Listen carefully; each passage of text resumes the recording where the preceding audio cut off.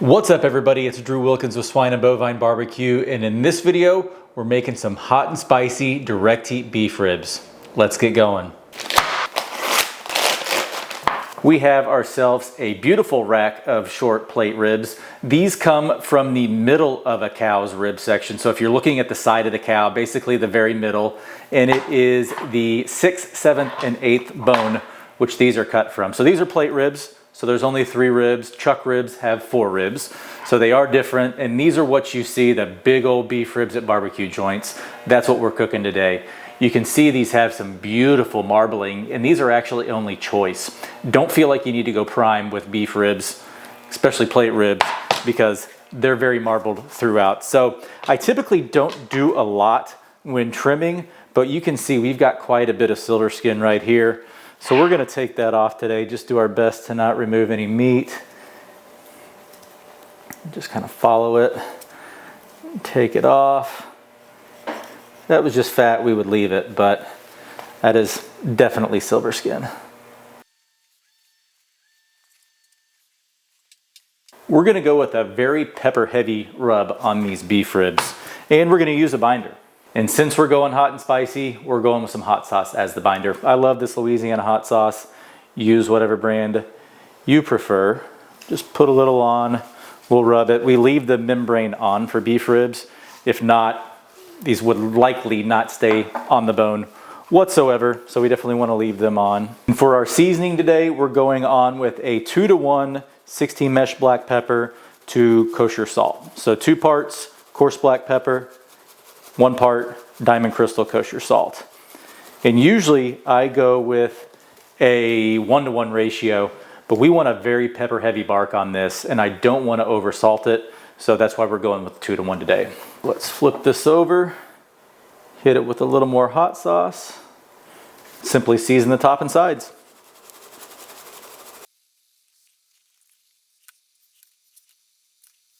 Beef ribs are nicely seasoned. Let's go fire up the pit. Our chud box is cruising along at 300 degrees, so we're gonna get these beef ribs on. We're going membrane side down or bone side down, and we're gonna let them cook this way for at least the first couple of hours. We'll monitor and see how it's going, making sure the membrane's not getting too crisped up. Keeping the bone side down, we should be good for 3, 4, probably however long we wanna go bone side down, but we're gonna let it go at least the first 2, then we'll see how it's looking. 2 hours and 20 minutes in, and it is time to flip our beef ribs. And this is one of the more interesting racks of beef ribs I've ever had. We were pretty not very well connected on this side, as you can see, and this bone has just gone completely sideways. It's still attached, so we'll flip this over and you can see, but pretty gnarly looking. We're gonna go meat side down now, let it cook that way, get some color. But in the interim, let's go make a mop sauce.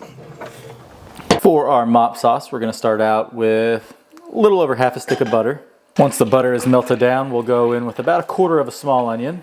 As the onion cooks down, we're gonna add a whole sliced jalapeno, seeds and all, as well as 3 cloves of crushed garlic. After that cooks down a bit, we're gonna add some hot honey for some sweetness, a little bit of cayenne pepper, some crushed red pepper, and about 1 cup or so of Louisiana hot sauce. Mix it up, taste for seasoning, and our mop sauce is done. We have been meat side down for about 40 minutes, so let's go ahead and hit our backside with a mop. Mostly membrane, but it'll dribble down the sides. You can spank this little area right here with it. This is basically a wing sauce. I think it's gonna be pretty good on these beef ribs. 1 hour after we flipped our ribs over, and it's time to flip them back meat side up. So we mopped this just a couple of times. I'm not gonna hit it again as we pull it over. That bone is barely holding on now, so we know we're getting tender. Let's get these back over. Yeah, those are starting to look pretty good. They were looking good before we flipped them over. Still looking good. Flatten that out a little bit. Now, let's mop this top side. Now we're gonna mop these probably every 15-20 minutes until they're tender. We are 5 hours and 20 minutes into this cook, and our beef ribs are ready to pull.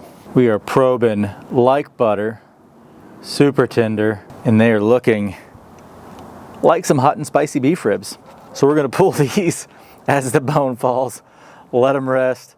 We'll cut into them when they're about 140 degrees, but man, looking good. Our beef ribs are looking nice and spicy.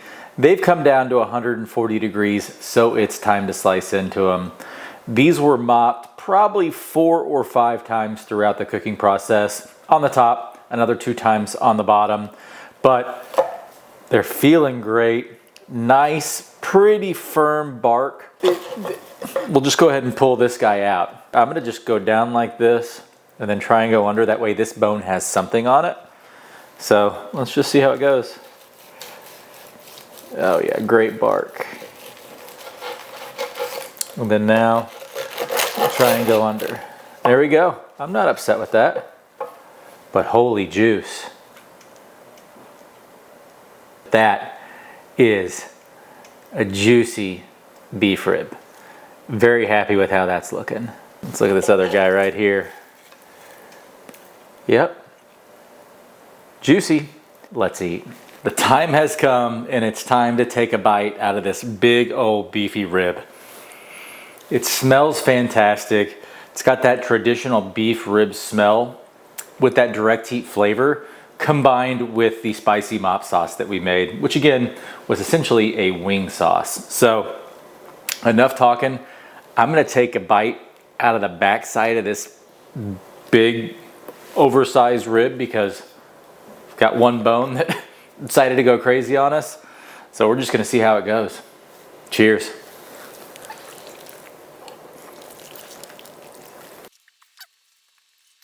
That is unbelievably good. It's super tender. You can see the bite marks. The last time I made direct heat beef ribs, they were probing pretty tender, or really like butter tender almost, and I pulled them off right away. This time I let them go further because last time, even though they were probing tender, there still was a bit of a bite to them. They weren't that nice tender beef rib that we all love. So let these go a little bit longer, probably about another 20 minutes after they started really probing tender, and it paid off because that is super, super tender. We got to about 208 in some spots from an internal temp on these. And again, I think the total cook time was 5 hours and 20 minutes or 5.5 hours, somewhere around there. But holy cow, the flavor on this is incredible. As I've mentioned, that's a wing sauce. It's a variation, excuse me, of my wing sauce. And you don't get like a buffalo wing flavor on this. It's got a nice little bit of sweetness. You get the tang from the vinegar of the hot sauce. You get the burn on your lips afterwards as well from the heat, but it's not overly spicy. I think that most people could probably handle this. It's not gonna burn anybody out. It's not Pepper X. It just takes a lot of the components of that sauce, cooks it onto the rib and makes it fantastic, but not so much that you're eating a wing. And I think that's, I don't know why that is. Everything in my mind is pointing me to think that, hey, this should taste like a chicken wing, but it doesn't. Going for another one. If you have access to a direct heat cooker, I implore you to try this. It's unbelievably good. A little bit of sweet, not too much. A decent amount of heat, but again, not over the top. I think that most people could probably handle it. Crunchy, crutchy bark from doing direct heat. And again, we went 2-to-1 pepper to salt. That way we would have a nice pepper bark on this. And I can't recommend giving these a shot enough. They're phenomenal. One of my favorite things I've cooked recently. They're incredibly good. Give them a go. That's gonna do it for this video. If you liked it, please give it a thumbs up. If you wanna see more videos like this, please hit that subscribe button. And if you have any suggestions on what you wanna see me cook next, or variations you'd like to see on beef ribs, or variations you'd like to see using the mop sauce that we made today on different proteins, please let me know down in the comments below. But as always, thanks for watching. We'll catch you in the next one. Bye.